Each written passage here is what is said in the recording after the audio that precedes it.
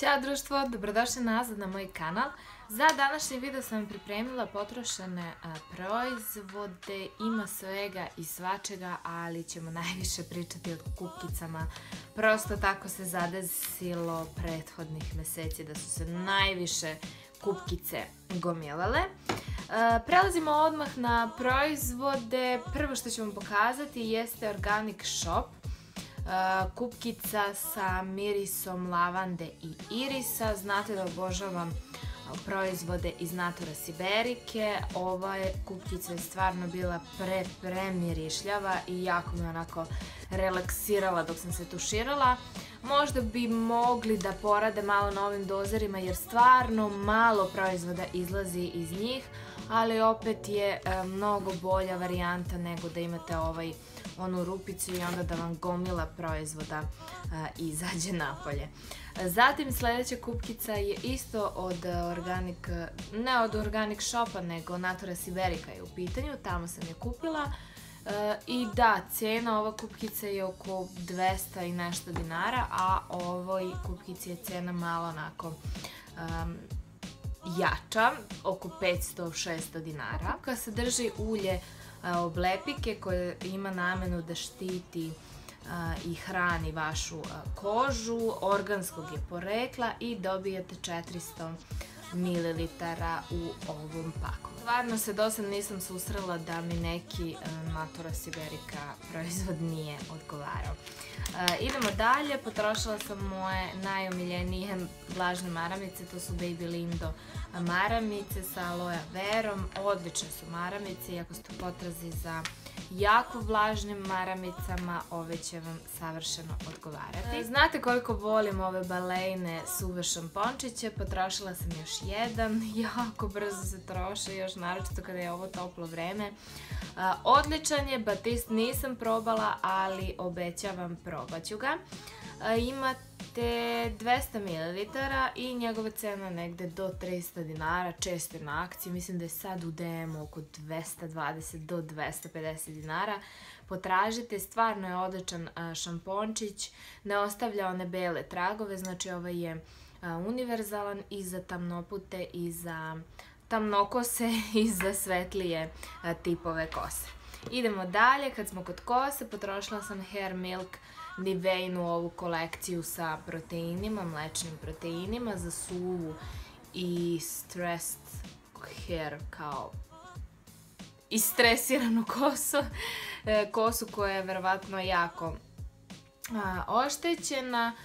Odličan je stvarno šampon, ali moram da priznam da mi se mnogo više Regenerator sviđa zato što je mastan, zato što odmah pri nanošenju vi možete da razmrsite vašu kosu, a šampon kao šampon, eto, samo me miris onako jako kupio i možda u kombinaciji jedno s drugim čini mi se da ima nekog efekta, a ovako kad ga koristim posebno prosto nemam nešto posebno što bi vam rekla. Zatim potrošila sam Garnier micelarnu vodu, obožavam ovu micelarnu vodu, stvarno je kao stvorena za mene, ima ulje u sebi, hidrira mi kožu, brzo i jednostavno, bez ikakvih poteškoća mi očisti šminku i ono što je dobro, na meni barem, mislim čula sam da se nekim devojkama jako brzo troši, meni se ne troši tako brzo, ja sam ovo trošila sigurno jedno 3 mjeseca, a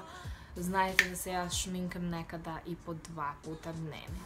Odlična micelarna cena jeste onako malo jača, oko 600 dinara, ali verujte da se stvarno isplati i da će vam dugo trajati. Afroditina kupkica koja je definitivno ovog mjeseca bila moj favorit i nekako ću, ako se setim, je ubaciti u favorite. Ova kupka je sa shea butterom i uljana je, dosta je uljana, miris je onako drvenkast.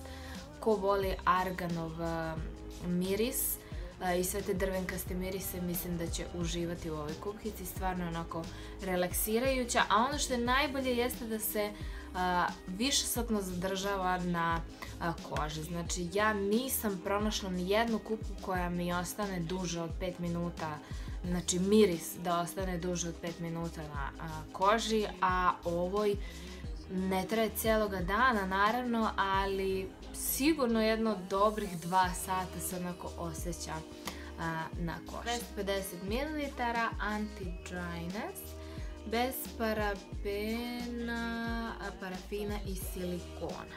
Eto, još jedna interesantna stvarčica, znači nema tih štetnih materija, tako da je možete isprobati. Sljedeći proizvod jesu ovi Septona tuferi, to su baby, oni veći tuferi za... Ja ih koristim za skidanje šminke, naravno. Odlični su, premekani su, meni je potreban jedan tufer da skinem svu šminku, čak kad je neka intenzivnija šminka u pitanju. Tako da ne znam da li ih ima u Liliju i DM-u, morala bih da istražim, ali ja sam ovo našla u nekoj praškari, neka manja ovako drogerija. Potražite po tim sitnim prodavnicama, sigurna sam da ćete naći. I posljednji proizvod jeste Golden Rose olovka za obrve, odlična olovka za obrve, jako sam je hvalila u mojim videima. Jako sam je onako voljeno i intenzivno trošila. Odlična je stvarno olovka, vrlo tanak proizvod za rad, znači nije kao kod ostalih olovki za obrve da su onako malo deblje pa da ne možete lepo i precizno da iscrtate obrve. Češljić je jako gust, odlično raščešljava obrve. Sad ne znam da li će vam cijena baš odgovarati, meni iskreno nikako nije. Kad vidim za ovo maleno čudo da košta 600 i nešto do 700 dinara, ja se sva naljutim, ali pređem preko toga i naravno kupit ću je opet jer je stvarno različita od svih ostalih proizvoda za obrve koje sam probala. Eto, dragi moji, to bi bilo to što se tiče današnjeg videa. Nadam se da ste uživali. Ako imate nekih dodatnih pitanja, slobodno mi pišite dole u komentarima. Ne zaboravite da lajkujete, da se pretplatite na moj kanal i mi se vidimo u nekom narednom videu. Ćao!